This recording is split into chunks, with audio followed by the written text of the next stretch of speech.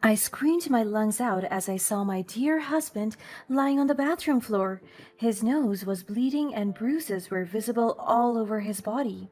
He just came home from a 1 month business trip, and I could still remember he was having a fever as he traveled to the States. And now he was lying unconscious. I immediately checked on his pulse and I panicked when it beat so slow. I started to call the ambulance, and in one instance, they came. I cried my heart out as I saw my husband being carried by a stretcher. The medical staff were all surrounding him, checking his vitals and injecting IVs into his arms. I couldn't bear to witness this situation. He is my rock and my hero, and I couldn't afford to lose him this early. I have always told him to have his health checked because I have been noticing changes in his condition. He started to have dark bruises all around his body, and he's constantly having high fever, which concerns me the most.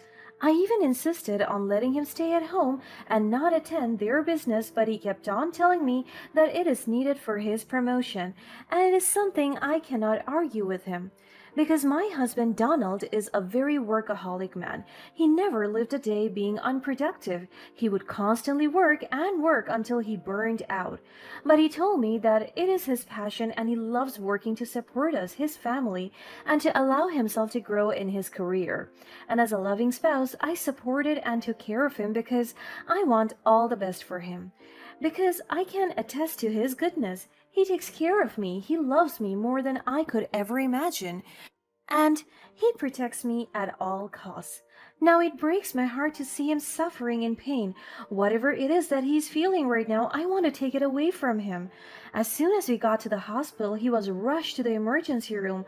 I could see the doctors' worried faces as they checked on him. I am so worried about what the doctor's diagnosis will be. But I have to be strong for him because I know that he will get through this. After a few moments, I heard a loud banter coming from the hallway.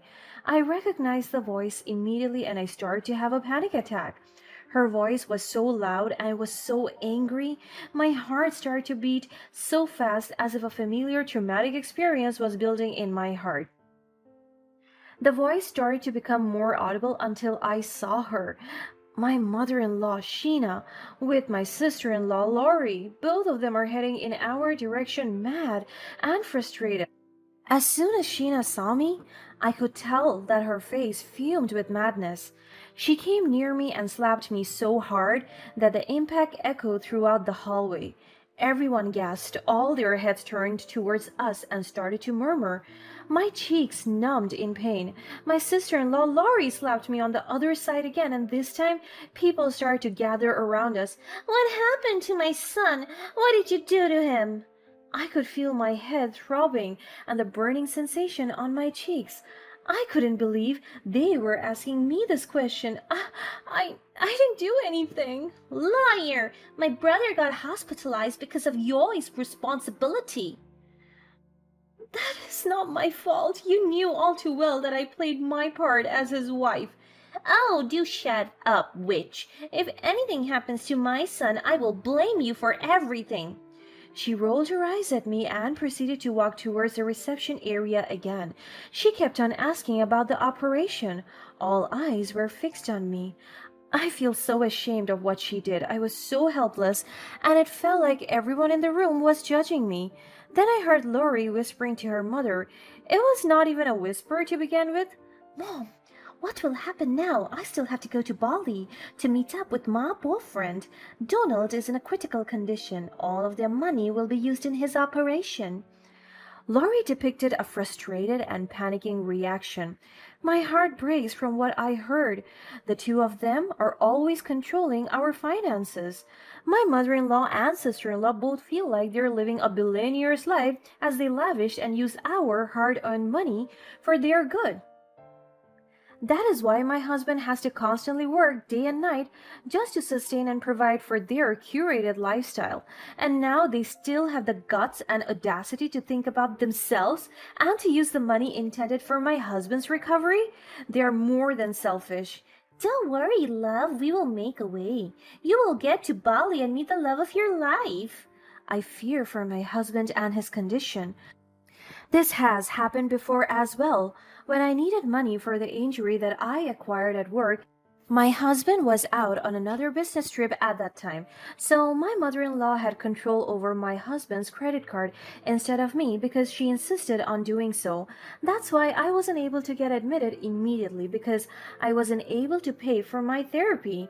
I begged her to help me and to give me some money because, after all, it is my hard earned money. I worked hard for it and she will just have full control over it? I felt so helpless because she even threatened to hurt me if I told my husband about my injury.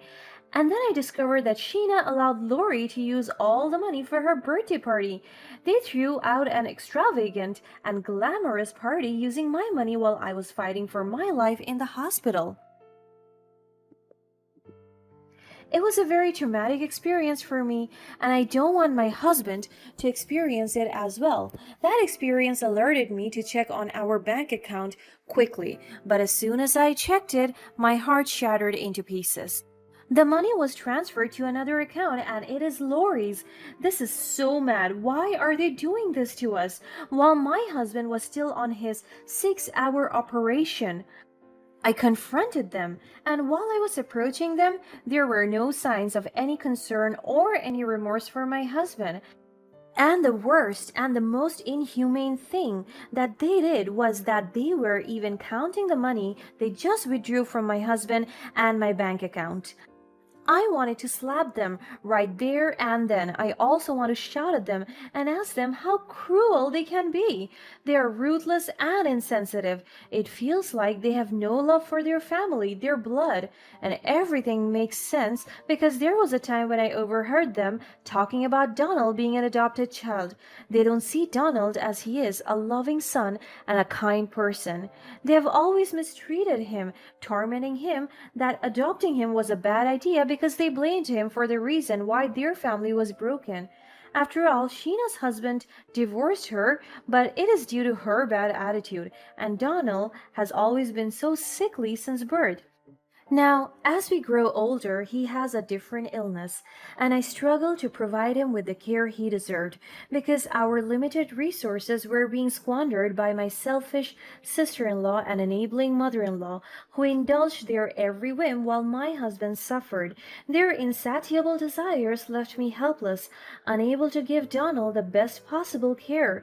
It was a constant reminder of how little I mattered in their eyes. And look at this right now, it got worse. I feel so sorry for my husband. I want to fight for him. I approached them and asked for the money they stole. Yes, they stole it. I will label it like that. I know you withdraw all the money from our bank account, please. I need it back for Donald's medical expenses. Sheena just gave me an offended look. Excuse me? My son owns this money and he makes this for us, so we will use it as much as we please. And for goodness sake, he is your husband. Pay for his hospital bills instead. Do you expect my son to pay his bills? What's your role then? I closed my eyes to contain my anger. Please, he's your son. It's our shared account and all my money was in there too. Help us. She just laughed at me. Well, that's not my problem. I ruffled my hair in frustration. This is so crazy. What will you do with the money then? Have you seen your son suffering in the operating room? She rolled her eyes at me. Of course, I'm not blind, and besides, it's not that fatal anyway. He will get through it. Laurie needs the money more. My jaw dropped out of disbelief. I never thought a heartless mother like her would exist. I just couldn't believe it. And then the doctor suddenly went out of the operating room with a concerned face. He immediately looked for Donald's family and I stepped in. He's in a very critical condition. We found lots of cancer cells in his skin and it is dividing fast. They are slowly consuming the entire body. We need bags of type AB minus blood within an hour or we will lose him. I gasped in shock that I almost collapsed to the floor, but the doctor held me. I'm sorry, we're doing our best now. I couldn't contain all the information that he told me. My mind floats and I couldn't comprehend what is happening. I am so weak and out of focus. Please, doctor, do everything to save my husband. The doctor nodded and tapped my shoulder. Be strong for him. After that, he went back to the operating room, and I was left there crying with my heart filled with longing and anxiety. 2 hours later, the doctor came out again and announced that my husband was gone. I broke down in the hospital hallway and cried my heart out. My husband is dead. Doctor, is my son dead? My mother-in-law asked with no hint of concern. Yes, madam, I am so sorry. Oh, don't be sorry. I have accepted it since the start. The doctor was taken aback by her response. Oh, by the way, where can we ask for his last will? I seriously wanted to slap her because of her rudeness, but the doctor answered her first. I don't know what's wrong with you, madam, but your son is dead, and I think it's improper to talk about claiming his property rights right now. Please respect that. She just rolled her eyes and walked away. She's very heartless. And I never knew that after my husband passed away, my life would take a dreadful turn. The burden of grief weighed heavy on my heart. But little did I know that my late husband's family would add more to my suffering. I mean, they have always been my source of struggle, but this time it has doubled. My mother-in-law and sister-in-law revealed their truest colors, showing a level of abuse and control that I never could have imagined. When my husband was alive, they only gaslight me and control our finances, but now they have truly crossed the line. As if losing my husband wasn't enough, I soon found myself at their mercy. Sheena and Lori gained control of our entire estate, claiming it as their own. They treated me as nothing more than a servant, expecting me to work tirelessly to provide for their every want and need. To add insult to injury, they would introduce me as their maid to their guests and friends, stripping away any dignity I had left. Then came the fateful day when Lori, the epitome of greed, announced her engagement to a wealthy man, the one that she met at Bali, using my husband and my money. And now that my husband is gone, it was clear that they were only using the man for his money, another victim, and the thought of their manipulative motives sickened me to my core. Little did they know that this wedding would become the stage of my ultimate revenge. As their servant, because that's what they call me now, a maid and worthless woman, they tasked me with planning Laurie's wedding, unaware that their plan would ultimately backfire. As I delved into their preparation, I stumbled upon the truth hidden beneath their deceit. Their true intentions were exposed, and I couldn't allow their charade to continue. I overheard another conversation between Sheena and Lori, and this time I caught it on record. Good thing you made that guy fall in love with you. Now that your brother is gone, we won't worry about how to get money. Good job, love. Lori giggled. He's so easy to fool, Mommy. He liked me immediately, and look at us now. We are getting married. It's time to steal that bag. Both of them laughed. You are just me, honey. Keep on doing that. I almost threw up as I listened to their sick conversation. They are twisted. The day of the wedding arrived, and as the guests gathered to witness this sham of a union, I mustered up all my courage. Standing before them, I took the microphone and laid bare their wickedness for all to see. I revealed their ulterior motives, exposing their greed and manipulations to the world. The shock and disbelief on their faces were priceless, and for a fleeting moment I felt a sense of triumph. At that moment, I took back my power. I refused to be their slave, their money-making machine. I had suffered enough at their hands, and it was time for them to face the consequences of their actions. The revelation at the wedding party marked a turning point in my life, where I reclaimed my dignity and vowed to never allow anyone to mistreat me again. As the echoes of my words reverberated through the room, I saw the facade of my mother-in-law and sister-in-law crumble. Their carefully constructed world of lies and manipulation came crashing down, leaving them exposed and vulnerable. From that day forward, I vowed to live my life on my terms, free from their toxic influence. While the pain of losing my husband will forever remain, I am grateful for the strength and courage that emerged from the ashes of my suffering. I became the protagonist of my own story, refusing to be a pawn in their game any longer. And as I walked away from that wedding party, head held high, I knew that my revenge had been served. Walking away from the chaos and deceit that had consumed my life for far too long, I felt a renewed sense of purpose. No longer would I allow myself to be controlled and abused by my manipulative in laws.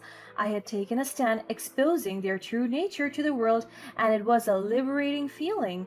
In the aftermath of the wedding, I began to rebuild my life. It wasn't easy, as the scars of the past still lingered, but I was determined to create a future for myself that was free from their toxic grip.